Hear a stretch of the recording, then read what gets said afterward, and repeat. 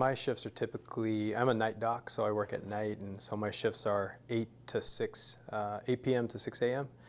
On the weekend, so Friday, Saturday, Sunday, Monday.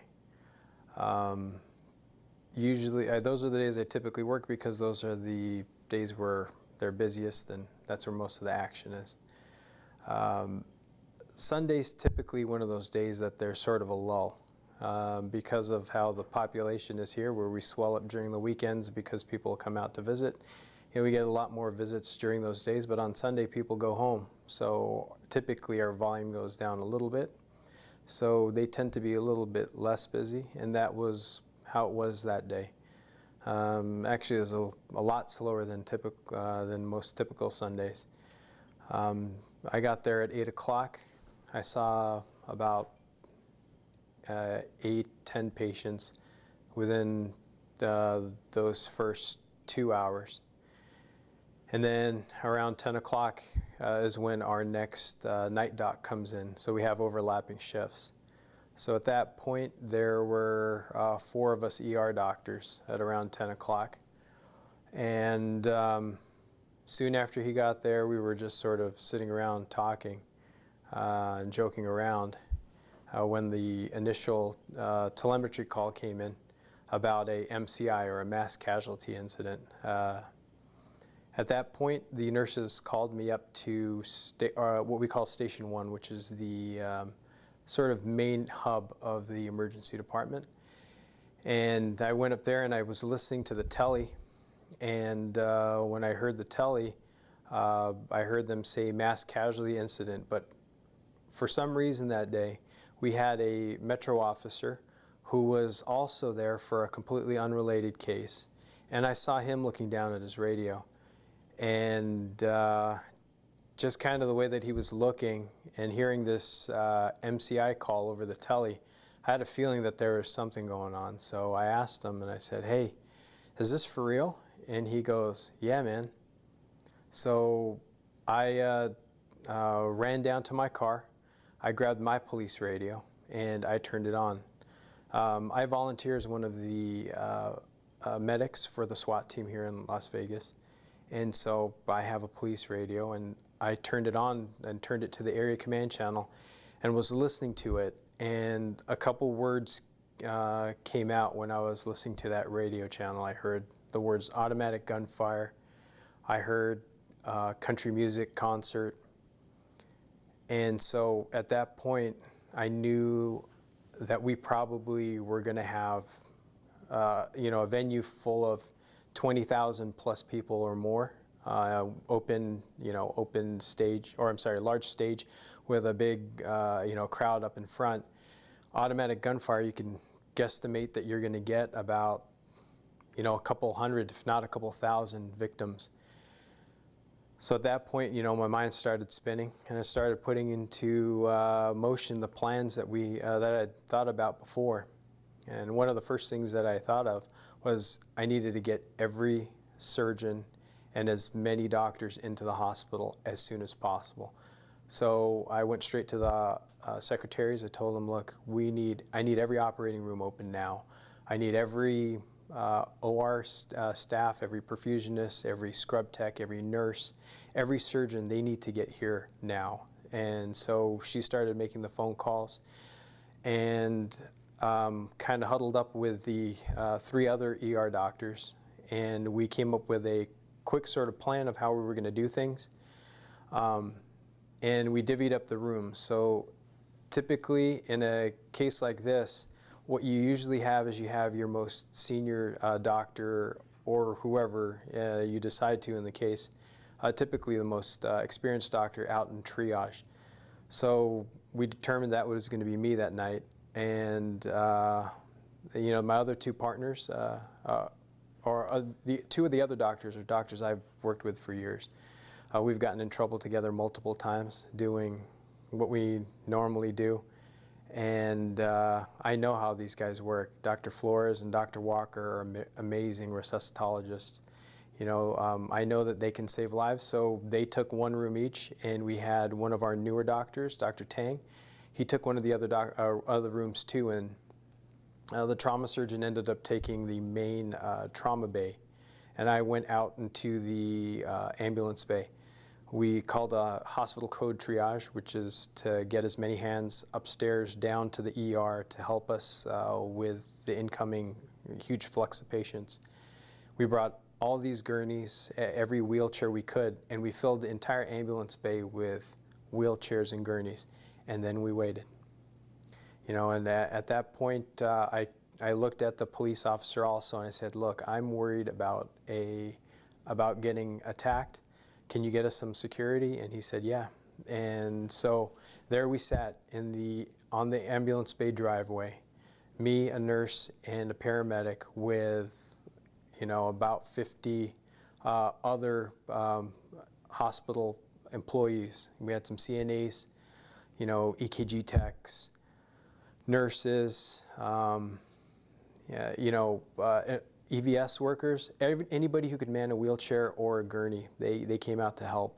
You know, this was before right between the initial call, the telecall, and before the first patients arrived. What amount of time was that? I mean, you guys did a lot, it sounds like, in a short amount of time. You know, it does sound like a lot, but you know, we've done stuff similar to this before. I was there also when we had the, you know, the incident where the girl had ran over some people on the strip. We get some of these calls infrequently when there's a fight in town, and there's a big crowd, and you know, somebody shoots. They hear a gunfire inside the casino. You know, it's. We get the call that, hey, there's going to be there's gunfire in the casino. A lot of people are running. You don't know how many are hit. We get ready for that. So it isn't something that we haven't spun up to do before. But you know, little did we know that this was going to be the real thing, and there was going to be this many people who were going to come in such a short time. So you're waiting. So yeah, we're waiting. We're waiting in the. We're waiting on the ambulance driveway, and all the staff are sitting there waiting for them to come in. Then you can hear it, you know, out in the distance. You can hear sirens coming. And first cars to get there were the Metro Patrol cars. They scooped up as many injured as they could. They threw them in the back seat. There was like 2 on the floorboards, 2 in the back. You know, they pull up right next to me, and I kind of flag them down, tell them to stop right here, pop the door open, look inside. Now I got at least, you know, 4 or 5 people. I got to find their gunshot wounds. I got to look at them, and then I got to stratify them and see, you know, how sick are these people. And in MCIs or in a mass casualty incident, the most important thing that you can do, which is why the triage position is the most important, is to stratify these people and figure out who's the sickest. So the people who are going to die within seconds or minutes, these are your red tag victims. I mean, these are people who, if they don't get immediate care, they are going to die. And then there are the yellow tag victims, or people who are they'll probably make it through these first few minutes, but they probably shouldn't sit more than an hour, otherwise they'll probably die too. And then there's the green tag victims. Those are the ones who are, you know, the walking wounded. They have a graze wound to the leg, you know, maybe a gunshot wound through the hand. They're not going to die from it within the next few hours. But being able to figure out of a car full of 4 or 5 people in, you know, near dark conditions, who these people are, you know, takes some experience. But you know, you can't do that all by yourself, because you have to look at them, and then you need somebody that you could trust to take them and put them in the right place. And so that's what I did. I was out there, I'd look at these people, find their gunshot wounds, make a quick guesstimation if these guys should be red, yellow, or green. And I'd tell the staff member, hey, look, this person needs to go to Station 1. Station 1 was our red tag area. And that's where all the docs were at the time. So the 3 other ER doctors and the trauma surgeon were there in Station 1. They would, the staff would whisk them away, get them over to Station 1.